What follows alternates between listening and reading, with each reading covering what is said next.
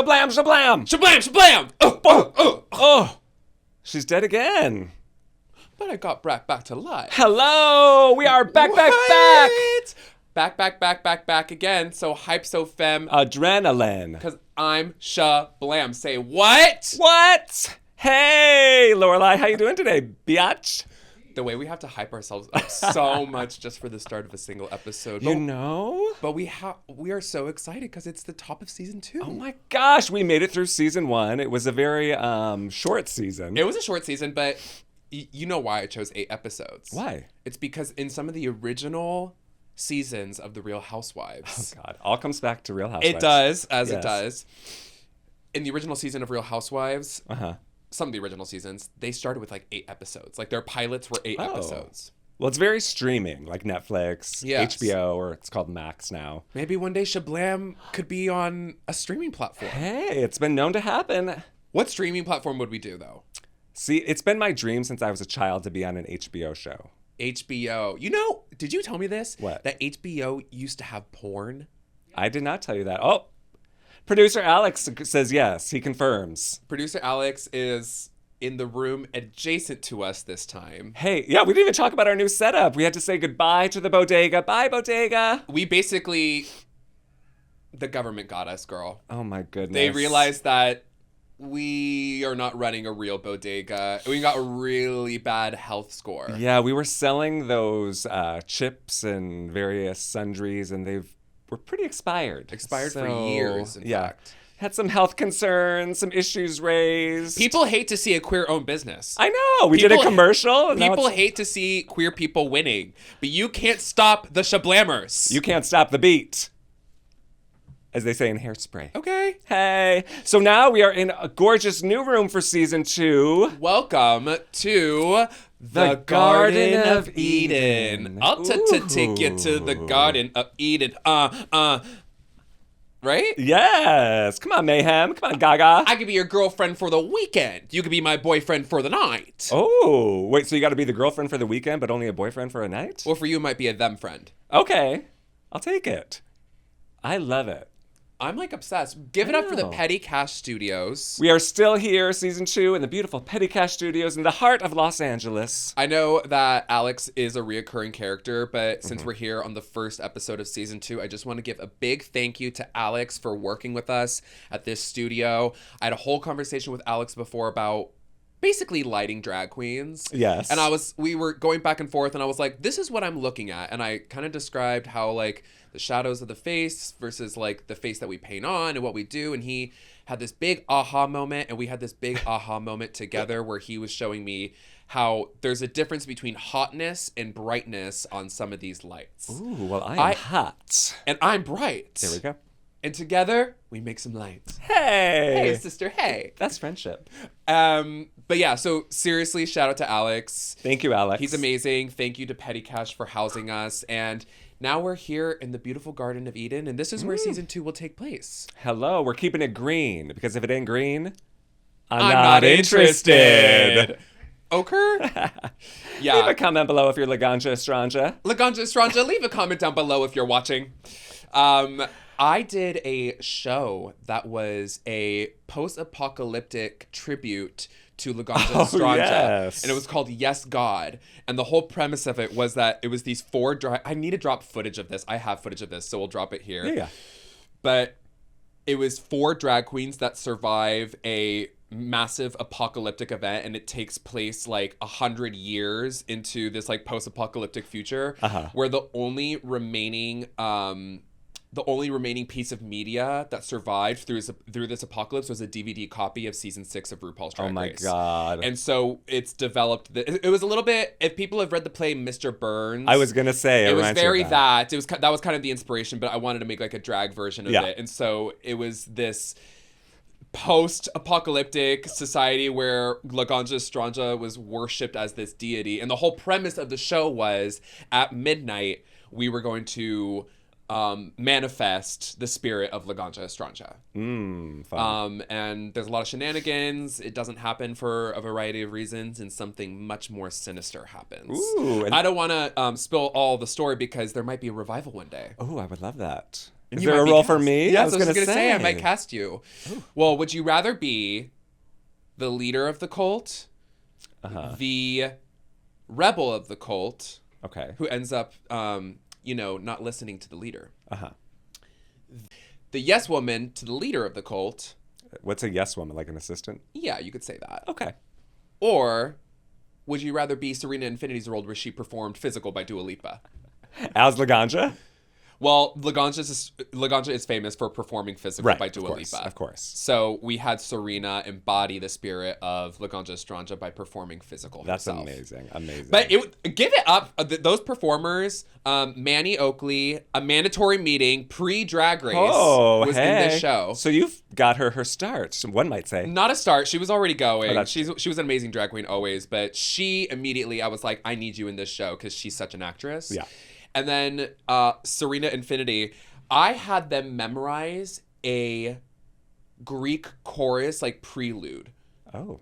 That we performed on the mic together. You wrote this? Yes. In unison. It was like, I think it was like 5 pages of like, Greek chorus, like poetry, stanzas and stuff. Yeah. I wrote that and had all of us memorize it and repeat it at the same time.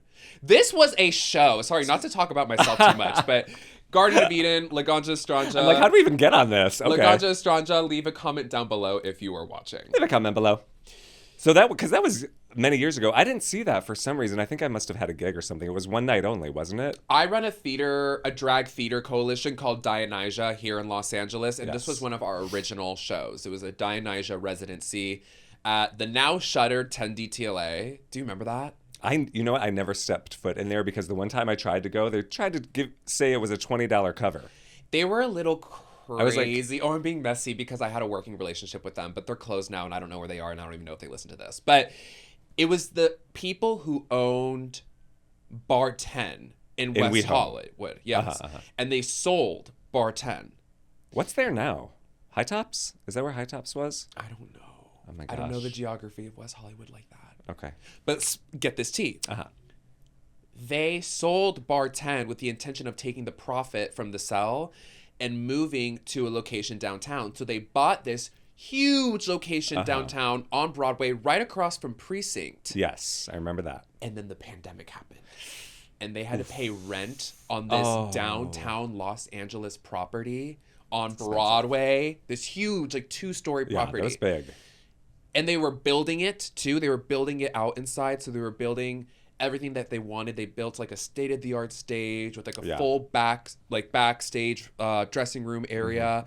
It was luxe. I went to them when they were announcing that they were going to have an event coordinator. I went to the event coordinator and I was like, I have an idea. And I always had this idea of like a drag theater coalition where like it's a group of drag artists or queer artists with the intention of like making like long form theater basically. Love it. Because drag can be so like short form. Like we get on stage for 5 minutes and then our performance is done. So I was always like kind of intrigued with the idea of like, well, what would happen if I were to get like a group of drag artists, queer artists, not necessarily drag or like drag adjacent, and make long form theatrical work? What would that look like? Cool. So I went to them and I was like pitching to them this like theater club night hybrid, and we would do these like theatrical shows, but it would be set in a bar, so it would be like site specific nearly, and people could get drinks and drink and watch the show, and it was interactive. It was a whole thing. But one of these shows was Yes God, the Laganja Estranja tribute. You did 3 shows there. I did 4. I had a 4-month residency there, and it was very fierce, but they were tight on money. I mean, that's the bottom line. They were tight on money, and they had really high expectations about what we were supposed to make in terms of sales and stuff like that, and it was really hard to please them. And they gave you a budget. They gave you a pretty good budget for that, right? Well, here's the tea also, and I don't mind airing this out because y'all fucked me over on this one. Uh-oh. They gave me an insane budget. I'm pretty sure I had $1,500 per show. Which might not seem like a lot to put on a whole show, but that is a lot of money for a drag show. Mind you, like my show, I was paying out a set designer, I was paying out a lighting designer, I was paying out a sound designer. Like I treated it like a theater production. So it made sense. I mean, all the money went where it needed to go, along with like, handsomely compensating all the drag performers. Of course. And there would only be 4 drag performers at a time. Right. They hit me several months later after my residency asking me to fill out a 1099. Oof. Which, if you don't know, a W-2 is different from a 1099. A 1099 is contractor work.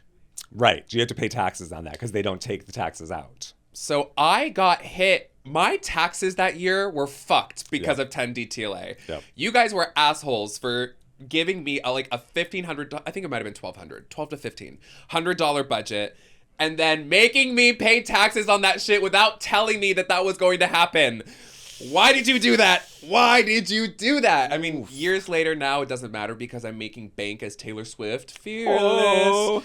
Oh. So I'll recover my finances. But that was shady boots. That was shady down. Leave a comment below why you did that 10 DTLA, wherever 10 you are. If you're watching, I want you to tell me the reason. Come on now. Come on now. Seriously. You deserve to know. Anyway, if we were to be on a streaming service, we would be on HBO because that's like the adult content. They used to do porn on there. I thought they did porn on Cinemax. Do you remember Cinemax? Oh, yeah. Yeah, like porn light. What do they call it? Softcore? Yeah. Softcore porn. Yeah. Like just maybe a breast is exposed or the backside. Very classy. What kind of, like, if you were to shoot like a softcore porn scene, like what would be the scenario for you? Well, it would have to be in like a doctor's office. Like a doctor-patient type are you the thing. patient or the doctor? I think I would be the doctor, of course. Antibiotics. I'm prescribing something. By the way, turn your head and cough. Yes. Wake it up, pill poppers. Hey! We decided that's Annie's new fandom. Obviously, I have the Laura Hive. Laura Hive, wake Laura it up. Hive cheer. Okay. And now let's hear it for the pill poppers. Ooh! Oh, they're so loud and rambunctious, just like me. Leave a comment down below if you're a pill popper. Or if you have a better name, let me know. I mean, I don't think we can beat it, but We'll see. We'll see. The Shablam audience is very creative. Y'all. That's true. Y'all, never cease to amaze me. I'm gonna be honest. They are. We got some fun comments. I meant to read them at some point. We got some really reviews. Yeah, we have some fun reviews, some fun comments. We appreciate those comments. We always ask for them, so thank you for leaving a comment below. Yeah, always leave a comment down below when instructed, Shablammers. You got to. That's rule number 1, is that you got to make your voice heard. Period. If you want us to know what you think, you got to make your voice heard. Hello. Speaking of making their voices heard, we want to get their input on things we should shablam in the future episodes of season 2. Yes. Season 1 was very experimental for us. I feel like it was really, if you were there for the beginning. If you know, you know. And we were really finding our footing, trying to figure out how exactly we wanted to go about these topics. We've gotten some feedback from you, some feedback from the producers. We're taking a different approach this time, and we are really taking a topic each week, and we are shablamming this shit. Yes. I said this in our season 1 finale, but the first season, I feel like we were shablamming ourselves. So we were getting down to the bottom of like our relationships together, who we are as people, as drag performers. But season 2, y'all, we are going to shablam specifics, okay? Get ready for it. So if you have any ideas for any topic, whether it be a person, place, thing, time period, any noun. Yeah, basically give us a noun. Basically give us a noun and we could probably make an episode about Nothing it. is too small, nothing is too big. In fact. But before we move on to our brighter, better, and more fabulous season 2, I have one thing to say about season 1, Missy. You need to owe my dog, Winnie Sunbobian, an apology. I've got a lot of flack and a lot of hate for this. A lot of outrage. Winnie heard the podcast recording. She was in the car with Brandon, my boyfriend. Hi, Brandon. Who now listens. So be careful what you say. I've always said good things about Brandon. I know I haven't. No, I'm just kidding. I love you, Brandon, of course. But she was very upset. For those who didn't hear, Lorelei said, F my dog, when I put her on our beautiful collage. Well, you were just really making it all about her, I thought. And it's like our podcast. Wow. So you're not I going was trying to to apologize. You're going to make excuses. I see how it is. Should I give my Notes app apology? Yes, please. Okay, let's get some apology music right here. To my community. For the past 2 weeks, I have been sitting on something that has been keeping me up at night. Not because of my insomnia or the Red Bull that I drink before bed, but because of something that I feel is not morally aligned with who I am. In a previous episode of Shablam, I unknowingly made a comment regarding Annie's dog that was interpreted as malicious. I just want to say, I am a strong advocate for animals and animal rights, and I would never intentionally use my positionality as a human to demean anyone, including my friend's dog. So when I said what I said, what I meant to say was that dogs can be our best friends. They can also they can be a window into who we really are as people. And though I'm not proud of the person that I was when I unintentionally made that comment, Winnie has been nothing but a positive impact in my life. And when I look into the window of that dog, what I see is someone who is remorseful. Signing off, XOXO, Lorelei. Well, I didn't hear an actual apology in that community notes apology. Well, that's the thing about a community note apology is it's always a non-apology. All right, well, we'll see if Winnie accepts your apology the next time you come over. Okay. I didn't even know we had beef. She's been treating me really nice every single time I've come over since that episode. Well, she just heard the episode. She's a couple weeks behind. Oh. Well, then Winnie's not really a shablammer. You want to dig yourself a little deeper? Anyway, we'll continue this saga with Winnie and Lorelei. Not Lorelei soon. having beef with a dog. Well, it's a lot more likely than you might think. Well, speaking of dogs, we did a gig together last week. Oh yeah, we had some gigs. You were my co-host at the Free Clinic, LA's only open stage drag show. I've been making a habit of showing up to Annie's show and performing a track off of Mayhem, no matter what the theme of the show is. It's true. Last week I did Garden of Eden, which is not a duet, which was the theme, but yeah, that's okay. And then the week before that I did Vanish Into You, which is obvious. Right. It's my goal to have her do every track from Mayhem at some point in my show. I was gonna go do Zombie Boy tonight, but I don't have the time, unfortunately. It's all right. You are busy. You're booked and blessed. Tonight, I'm very excited. We're doing Aries season. The first Wednesday of every month, we do whatever zodiac sign that is. And I have a tarot reader. My co-host tonight is Lauren Banal, Queen of It All. The Queen of It All. Hello. Lauren Banal. Who is an Aries, of course. So that should be Yes. fun. So we're doing all music from famous Aries. So Gaga. you know who's in famous Aries? Gaga. Gaga. Of course. Celine Dion, Aretha Franklin. There's a lot of Aries heavy women. hitter pop diva. Yeah. Or Aries. Yeah, I was aware of that. Aries is a very special sign. Why do you think that is? It's the start of the zodiac. Oh. It's the first sign of the zodiac. Okay. It's known for Aries is known for its energy. It's the bull. It runs into what it wants. You know what I mean? And it's the same idea of spring. Okay. When Aries season rolls around, that's when spring begins, and it's the idea of the world pushing its energy out and breaking into new horizons and things like that. You know what I mean? Interesting. Yeah, so that makes sense that there are a lot of Aries performers. Yes. Okay. Yeah. Okay. It's a fire sign. Yes. It's very hot. Ooh. Well, so tonight should be fun then. I'm excited. Well, yes. Although I have had a record number of people call out. I think 4 people have called out. So if you're watching this and you're doing Annie's show, you need to stop calling the fuck out. Do you want to perform or not? Make up your mind. Make up your mind. We open up the stage to anyone we want, but girl, don't push it. Yes. Don't test us. Because once you deny the opportunity, you may not get the opportunity again. We'll see. But anyway, I'm talking about it as if it's my show as well. It's not. Last week was your show, though, too. We did duets. Last week was our theme. So everyone did a duet. We had one trio, which was super fun. I think we should do that again because, I don't know. What do you think? Because obviously most drag performances are not duets. What makes a good duet? Because we are award-winning duet drag artists. Wake that shit up. Yay. I think it's about chemistry. Uh-huh.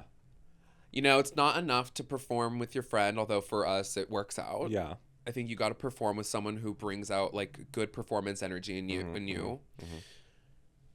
A good duet is choreographed together. duets that are hard to watch are where two people are doing two separate things, and it's like, I think watching some duets, it can be like tough when like one girl goes this way, one girl goes this way, but the intention is that they both want to do their own performing. But that's not what a duet is for. Yeah. Not all the time. You know, I mean, it could be fun to watch two people do a duet and have them do their own thing. This isn't an absolute. But what makes a good duet, I think, is something that is choreographed together. You're in sync, clearly practiced, with a little bit of room for like improv and like your own like character, your own drag persona to like come out while you're doing it. Totally. My favorite duet of the night was Buster Open and Lucy Delish. They were amazing, and they did this whole tennis set, and they were kind of sexy and burlesque with it. It was very in sync, and they were very in unison, and they also had moments for each of them to shine on their own. Yeah. And I think that's kind of what we did with our duet. You know what I mean? Yeah, we like, try to. You have your moment, and then I have my moment, and then when we come together, it's very synced. And I also think we're fast with it.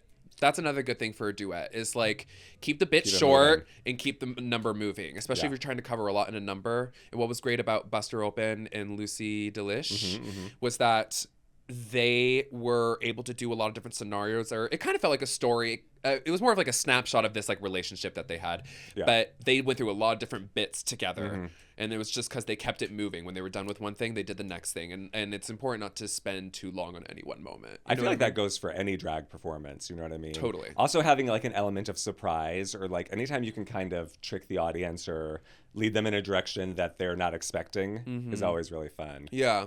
Buster and Lucy, they're an actual couple, so it makes sense that they have good chemistry. Yeah, right. Yes, they opened the show. We're not a couple. No. We're a couple of fools. Although I know the Los Angeles fan fiction writers may have that in their journals. Ooh, leave a comment below. Some Lorelei and Antibiotics fanfic. That is rotted. That would be crazy. Talon will get on that. Yeah. But then you were in Vegas this weekend. Yes, I was. Do you want to talk about that? Yes, well, I am on the Taylor Swift Eras Tour drag brunch. Taking over the country. We're traveling across the United States. So each week, I'm going to be able to come to you with an update about where I just was and where I'm going to be going. I was just in Las Vegas. That was a great time. We performed on the Strip at Planet Hollywood. Not the Shablam gay casino? You didn't perform there? It's still under construction. Oh, right. Okay. It's still under construction. Okay. Yeah. There was a problem with the contractors. Oh. And they were misappropriating funds. Ay. So Vegas was awesome, and then this weekend I'm going to be going to Albuquerque, New Mexico, which I'm really excited for. I've never been. I heard it's like really artsy and fun, so I'll definitely be able to report back. That's going to be fun. But one thing I can say about Vegas, love Vegas to death. Like I always have the best time in Vegas, but Vegas will attract some of the ugliest people in the world. You mean physically? Yes. Yeah. Well, everybody goes to feel like a king. That's why you go to Vegas, is to spend money and to kind of like have that lifestyle of like, I'm living life. Anything goes. What I mean? Yeah, anything goes. Yeah. And it just attracts the people I saw. I was like, oh my, it's the armpit of the United States demographic. It's like, ugh. Well, you know what it is? Vegas everyone goes to Vegas, no matter how much money you have, how little money you have. Left, right, yes. Doesn't matter. Everyone, yeah, you're right. Gay, straight. It's a like universal experience to want to go to Vegas. Families, like old That's people, the one young people. thing. I'm glad you said that, because I was gonna say that I think that Las Vegas is one of the most like American cities in terms of like Americana, like culture, like our culture as like the United States. Like Vegas is it. Excess, everything is excess. Also, like something being built where it shouldn't. Like it's literally like it's like a mile-long strip in the middle of like this huge desert. It's all flat. You're in a giant bowl basically in Las Vegas, and just the opulence of everything. But it's all gilded. Like it's all like it's all falling apart, and it's so metaphorical to the United States. It's so Americana, and like we gotta get a professor or somebody. I know. We should write a show about that. Speaking of show, should we get into our topic today? Ooh, actually like give them the show. Yes, I think so. Our very first Shablam of season 2. Are you so excited? I'm excited. I'm a little nervous. Did you do your research? I did a little research, but I did it on my phone. That's okay. Me too. So we'll be looking on our phones as we're talking about this. Sorry, y'all, but Our very first topic that we will be shablamming at the start of season 2 is podcasts. And we have done extensive research into podcast statistics, the history of podcasts that we are going to discuss and get into the bottom of right now. We are getting meta today because we are on a podcast, recording a podcast, and we're talking about podcasts. That just like gave me vertigo Uh-oh. listening to that. Dizzy. So, how do you want to do this? How should we do this? let's just make it fun. Go back and forth. Well, let me ask you this first of all. Okay. What year was the very first podcast? And I'll give you a couple of options. Well, I know the answer because I also did research. Well, then let me ask the Shablammers. Okay, Shablammers. Was it 2001, 2003, 2005, or 2008? Shablammers, put your guesses in now. Leave your comment below. Annie, do you know the answer? I do. Go ahead. Shablammers, if you chose 2003, you are correct. Wake it up, Shablammers! Good job. And to those who put the wrong answer, it's okay. There'll be more questions. So the reason why it's called a podcast is literally because the technology for an iPod was out at that time. Right. And they took cast from broadcast and they literally put pod in front of it as per an iPod. Yeah. So it's like combining the word podcast and broadcast. No, iPod. No, iPod and broadcast. Did you even listen to what the fuck I just said, you fucking bitch? All this research and she didn't fucking like listen to me. I was looking at my notes. Okay, go ahead. Why don't you share something with the Shablammers? Okay, so the inventor of the podcast is a gentleman named Dave Weiner. He's probably a BC because he invented the podcast. Okay. And so for those of you who are unfamiliar with NBC or BC, it means born cunt. Hello. Or, as some people are, not born cunt. Yes. Shablammers, if you're listening, you're born cunt. If you're a hater, you are not born NBC. cunt. Yeah, you're an NBC. So you're saying that this guy, Dave Weiner, he's BC. I believe he would be a BC. I've never met him, so I could be wrong. He owned an iPod, probably, right? I would imagine. He was probably like listening to music and was like, I got to get myself on here just talking. Right. Well, 1 year later, actually, the first podcast listening device called the iPodder was invented. Did you ever hear about that? I never heard about that. I've never heard about that. I didn't either. By Christopher Lydon and Adam Curry. Seriously. Do you remember, did you ever have an iPod? Yeah, I did. That was the one where it was like... The big you could only wheel. spin, Well, yeah. did you have like the thick one? Yeah. Did you ever have the really small one? The Nano? Or like the one that you could like clip? No, I never had that one. That one was crazy because it was no screen. There was no screen and you would just click through on the thing and like you would have to have headphones obviously. Yeah. And it was just insane. So that was just shuffle then because you couldn't really find a specific song. How Exactly. Would you? Oh. What was your and then obviously they moved into Winnie, right? iPhones.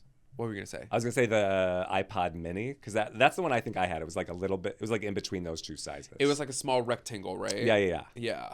I had one of those too. Crazy. God, I haven't thought about those in years. We used to just walk around with those. Yes. Yeah, because I guess that was, oh my God, we're like taking a walk down history. Do you remember what today. songs you had on your iPod? It was probably like the original cast recording of Rent. I had the original cast recording of Wicked. Oh my God. Yes, I remember I had it on my iPod. Yes. I also had Hillary Duff on there. Oh my God. Yeah. Wow. Because there were obviously cell phones at that time too, but it was like you needed both because the cell phones didn't play music. No. And then iPods all of a sudden got the capacity to play music. Right. And then fast forward, now we're recording a podcast with two iPhones in our hands being recorded on a camera. And then we're going to edit in the music. Like, technology has gone so far. In like 20 years, literally. That's wild. And we still haven't found a way to have drag queens learn the words to their songs. Well, that's a whole other episode. Ugh. Hey, did you know that in 2005, podcast is made Word of the Year by the New Oxford American Dictionary? Gag! I didn't. Wait, okay. I looked this up. I was curious because I was like, what is the most like notorious podcast episode? Like the podcast episode where it's like you should not talk about that podcast episode. Oh, yeah. Do you know what I mean? Uh-huh. What'd you find? Well, have you ever listened to the podcast Serial? Of course. That's what really put podcasts on the map. Do you remember season 1? Yes. Where they talked about Adnan? Yeah. Okay. So apparently that podcast obviously like led to his release. Right. And it was like a huge media moment because it was like a podcast basically going in and like intervening in the court system of like this really high profile case. Yeah. And then like getting a result because of this journalist. Yep. We should do something like that. Well, Serial was the first podcast to ever win a Peabody. Really? Yes. Do you think we could win a Peabody? I think we could. I mean, we are queer media now, as we've established. We're queer media. We're journalists. Now we're commentators and educators. We're award winners. Yeah. We're already on our way. You're a Taylor Swift impersonator. And you're old. Ah! So Alex from the other room. Alex, wait, jeez. Dang, I guess she's not going to be nice to me in season 2. We can kiss that goodbye. Girl. Anyway. But yeah, since, like, there were basically podcasts before Serial and after Serial. Like, the average listenership of podcasts went up 3 times the amount after Serial aired. Are you kidding me? No, people just started falling in love with it and looking for more. And that's why you guys are here now. Yes. Do you remember the first... Because are you a podcast listener? I feel like you listen to more music than podcasts, right? Yeah. Do you listen to any podcasts? Yeah, I do. Shout out to Do You Fucking Mind, which is a self-help podcast that I listen to. Okay. I forgot her name. Alexis, I think her name is. Hey, Alexis. She's amazing. She lives in Australia. So maybe when we go do our show, we can hit her up and be like, "Hey, Gail." Does she have guests? Yes, she does. Oh. Maybe we could be a guest. That'd be fun. But you know what else? What? I want to tell you this. Tell me. I had a passport appointment on Tuesday. Oh, yeah. I'm getting my passport, girl. Good. There was a little while when I was operating there without a passport, and I was kind of like, I won this award to go to Sydney, and I was like, Yeah. oh, you know? Yeah. It's good to have a passport, especially if you're a performer. What if the Taylor Swift thing goes to China? We're going to Toronto. Oh. That's not in China, that's in Canada. Thank you. Just wanted to clarify that because I know Shablammers are not necessarily the best at geography. It's okay. Maybe that would be a good episode we could do is geography. Wow. That's a vast topic. Well, can you name like all 189 countries? Of course. Go ahead. Who can't? Alphabetical. All right. Well, there's Antarctica, Australia. Oh, so those are continents, babe. Oh, what'd you say? Nations, my love. No. Nations, I don't know countries. those. I don't know those. Okay. In the United States, the most popular category for a podcast is comedy. So it's good that we kind of label ourselves as a comedy podcast. In fact, we should go back in and on our socials and make sure that we're labeled as a comedy podcast. Because I'm pretty sure last season I made us a lifestyle podcast. Oh. Which I guess we could technically be too. I mean, look at us. We live a very certain lifestyle. Yeah, we have a life. And we're stylish. Okay. Hey. Wake I that think we shit should up. change it to comedy, though. Can it be both? Leave a comment below if it can be both. Shablammers, would you rather have this be a comedy podcast or a lifestyle podcast? They're like, well, make us laugh and it'll be a comedy. Oh, that's not... Hey. Did you know that in October of 2021, Spotify overtakes Apple as the top U.S. podcast platform? More people listen to podcasts on Spotify than anywhere else. Well, Spotify, being a podcast producer, Yes. Spotify makes it way easier Oh to my upload God. your fucking shit than, excuse me, I shouldn't swear so much, but your content than Apple Music. Apple makes it the most difficult, ugly, like the formatting of it is so ugly. Spotify has such a clean user interface and it's stylish and it looks like it's fun to use. You know what I mean? Yeah. Go ahead. Except the Spotify always like messes up our... This is... If you're getting into podcasts, this is for you. But if not, you can skip. But it always messes up the like words, like how it's formatted. We put in a very specific format whenever we put in our episode description. So Spotify, if you're listening to this, and I know you are... Come on. I know you are, you bastards! Get me out of here! Get me out of here! If you're listening to this, bitch...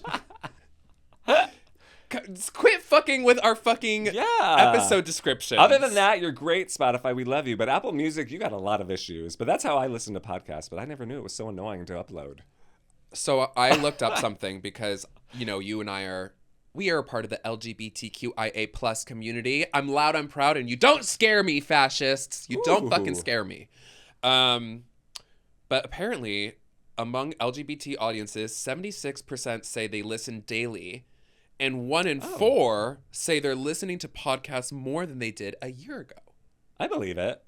I was going to say, there are approximately almost 4.5 million different podcasts. So, Shablammers, don't ever be shy about starting your own podcast because there's already 4 million of them out there. Us. Just join the team. Oh my God. Can you believe that? I mean, I'm sure a lot of them aren't active, but... One day, like, the apocalypse is going to happen and they're going to find, like, the tapes of Shablam, like, as, like, lost media. Oh my God. You know what we should do? What? A time capsule.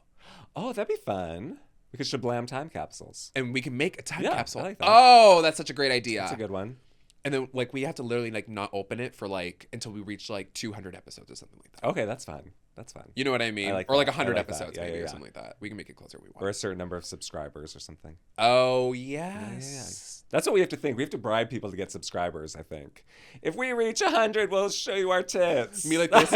Me to the audience. Psst, psst, psst, psst, psst. Come here. Psst, psst, psst, psst. Come on. Come subscribe. But speaking of, I learned how podcasts earn money. This is good to know for us. And the Shablammers out there, if you want to know. So sponsorships and advertising obviously are the most popular ways podcasts make money. Now, companies pay podcasters to promote their brands or products, obviously. How much do you think most sponsors pay? Oh, that's a great question. Any guesses? On any given podcast? Just on average, like a range. Is it 4 digits? No. Wow. 3 digits? No. 5 digits? No. 2 digits. Yes. Oh, wow, low. So $50. the range is from $15 to $50 generally. Now, this is, I'm sure people get paid way more than this if they're really popular. But that's what I was wondering. I was like, according to what? Yeah. So generally, sponsors pay per 1,000 downloads. So for every 1,000 downloads, you'll get an industry typical rate, which ranges anywhere from $15 to $50. Oh. So if you're getting like millions and millions of downloads, for every 1,000 downloads you get $50. That adds up. And that's not the same as streams. Like on YouTube? Like on Spotify, it counts like the number of streams that we get. Is that different from people who download the episode onto their Spotify? Spotify, leave a comment below and let us know. Now, see, this is a bit of research that we haven't touched into. See, I don't know, but because a stream could be people listening to it multiple times. Like if I play the episode beginning to end, that's a stream. Right. That's one stream. But you can also download episodes on Spotify. Yeah. You guys are getting an inside look into like our like little like thought process over here. BTS. But did you know? Tell me. These are the things that you need for a successful podcast. In case you want to start your own. Compelling content. I mean, hello, look at us. Yeah, we got to see if we're doing all of these things. Check. A clear niche. Check. I think we're carving. We're on our way. Yeah. Consistent release schedule. Girl, if anything, we have been consistent. Pretty consistent, yeah. We took 1 week off. For summer vacation, of course. Or would have been 2 weeks. We released last Wednesday, right? Yeah, it's just 1 week. Okay, just 1 week. 1 week. We'll be back. Okay, now this is something that we've yet to touch on. Okay. Effective promotion. Promotion, yes. Effective, c'est non. Right. Well, the effective, is that our problem or the people's problem? Like, I guess it's ours. You guys need to get up off of your asses and you need to reply and like our content. Share that. Thank you for all the people, by the way, that have liked and subscribed and shared. We really do appreciate it. But for those of you who haven't, you need to, if you see an Instagram post, you need to like it. If you see a TikTok, you need to comment on it and repost. You need to post us on your story. You need to leave a comment on Spotify. You need to put in the work if you're going to be a Shablammer. You don't just get to listen here al gratis. No. You gotta put in the work a little bit because look at us. We're putting in the work.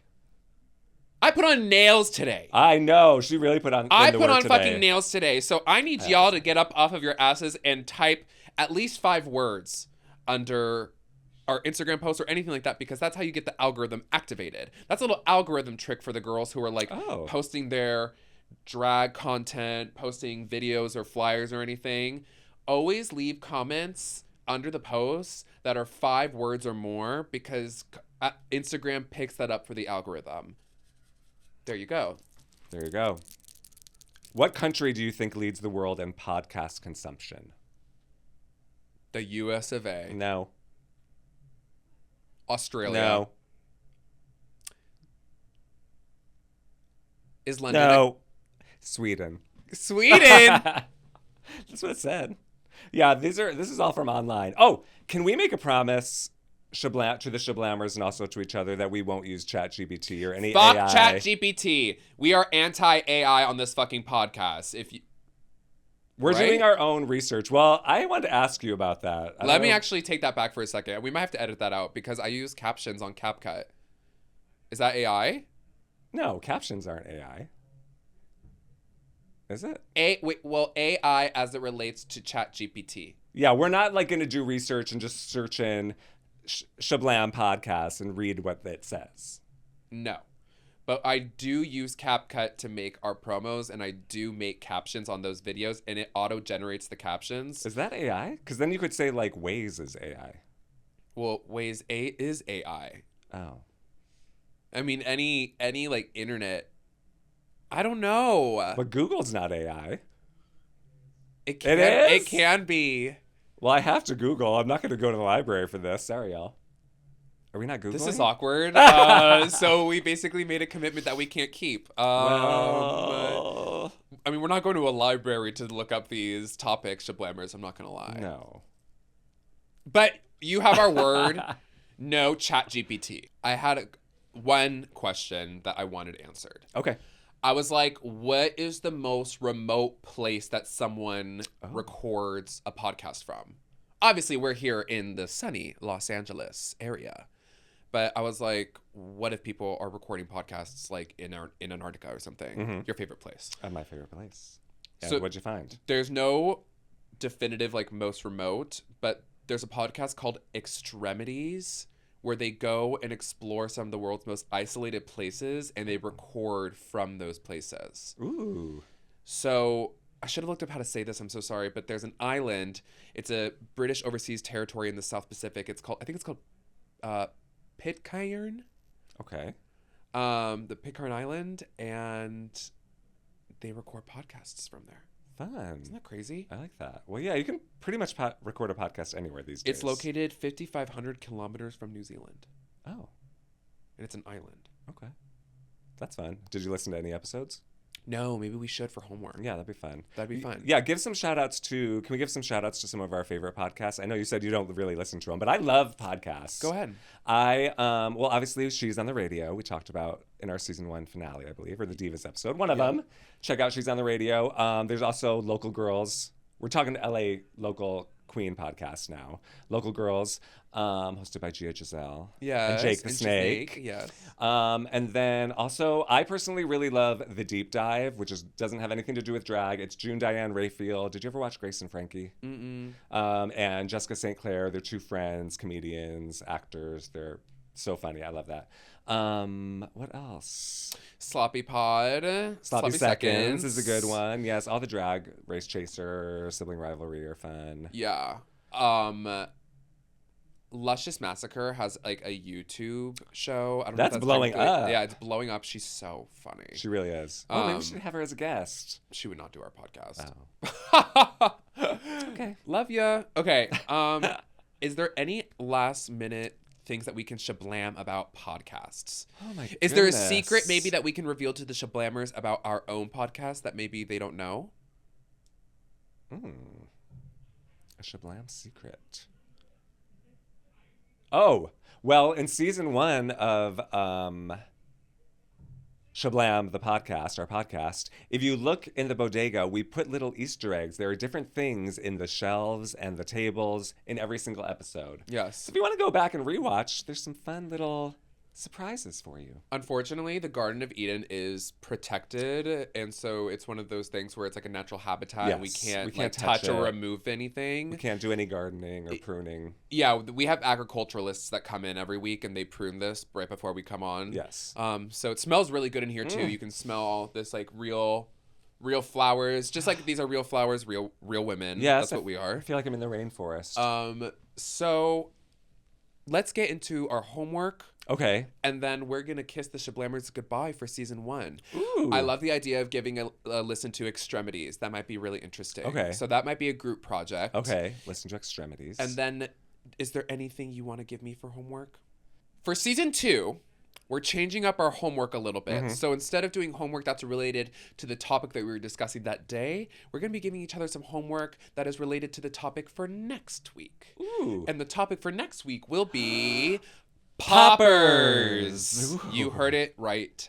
VHS cleaner. Hello. We're going to get to the bottom of poppers. How fitting. Yes. Annie, do you want to give me a homework assignment? Yes, I'm going to give you a homework assignment. I want you to bring in at least 1, if not 2 bottles of your favorite brand of poppers. Excellent. Okay. We are probably not going to be able to show the bottles of poppers on the episode, just giving you a heads up. So we will find a way to incorporate them behind similar objects, and we will be sniffing an apple instead of, VHS cleaner. I'm going to give you the homework of investigating what happened with the FDA assault on Double Scorpio in Double Scorpio factories. Yeah. I don't know if you heard about the Shablammers, but there was some news that broke that the FDA infiltrated Double Scorpio headquarters. Double Scorpio is a brand of poppers, and Annie is going to give us the lowdown. She's going to be our queer journalist. She's going to be our serial reporter. Oh. You might help this legal case. Oh my gosh, Could you imagine? I'm going to get our Peabody. We're getting that Peabody bad. We are getting that Peabody. I'm going to have to call our friend Tracy Gilchrist and get some pointers. Oh, we're going to get that Peabody bad. Okay, so y'all are going to gag. Ooh. Anything else you want to say? I don't think so. I'm excited for season 2. Shablammers, thank you so much for joining us for season 2 here at the Garden of Eden. In the Garden of Eden, and thank you for joining us. We're so excited. Shablam is a podcast. It is about culture, friendship, getting to the bottom of art, drag, life, and doing it together. Yes, we're 2 working drag queens in the city of Los Angeles pursuing our dreams, and we're doing it together. We want you along for the ride. Gag that. So we will see you next week. Yes. And until then, mwah. Bye. Insert theme song here.